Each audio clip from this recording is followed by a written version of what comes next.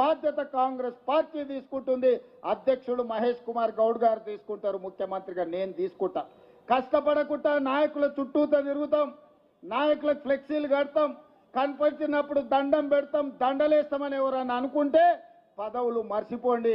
మీరు దండం పెడితే నేను 2 సార్లు దండం పెడతా, కానీ పదవి మాత్రం ఇయ్యా.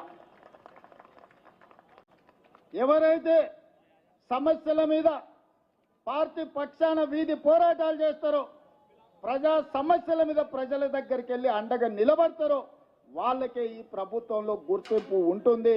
నాయకుడు నాకు తెలుసు కాబట్టి నాకు పదవి వస్తుంది, లేదంటే ఢిల్లీలో నాకెవరో ఉన్నారు, ఢిల్లీ కోటాలో ఇక్కడ ఏదో వస్తుంది అని ఎవరన్నా అనుకుంటే అది భ్రమనే అని చెప్పి నేను ఈ సందర్భంగా స్పష్టంగా నేను చెప్పదలుచుకున్నాను.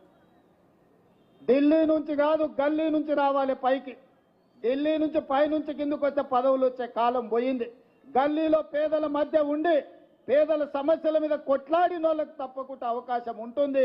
ఖానాపూర్లో మనం ఒకరికి ఎమ్మెల్యే టికెట్ ఇచ్చిన వెడమ బొజ్జు అని, ఇందిరమ్మ ఇంట్లో ఉండే ఒక యువకుడికి ఈరోజు ఎమ్మెల్యే టికెట్ ఇస్తే ప్రజలు గెలిపించారు.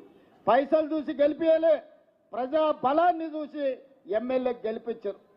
తుంగతుర్తిలో మందుల శామెల్ కావచ్చు, లేకపోతే షాద్నగర్లో ఈర్లపల్లి శంకర్ కావచ్చు, ఇట్లా చాలా మంది ఇప్పుడున్న ఎమ్మెల్యేలు ఈ ఎన్నికల్లో కేవలం డబ్బులతోనే ఎన్నికల్లో గెలిచినామని ఎవరన్నా చెప్పినా, ఎవరన్నా అనుకున్నా తప్పే. డబ్బులతోనే గెలిచేటట్టుంటే చంద్రశేఖరరావు 100 సీట్లు గెలిచేటోడు.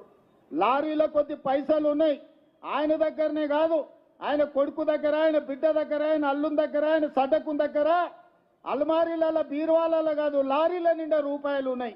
మరి వాళ్ళు సీట్లు ఎందుకు గెలవలేదు? కామారెడ్డిలో చంద్రశేఖరరావుని బడకేసి కొట్టిరు ప్రజలు. కాబట్టి ఇవాళ సొమ్ములతో ఎన్నికల్లో గెలుస్తామనే విధానాన్ని మర్చిపోండి.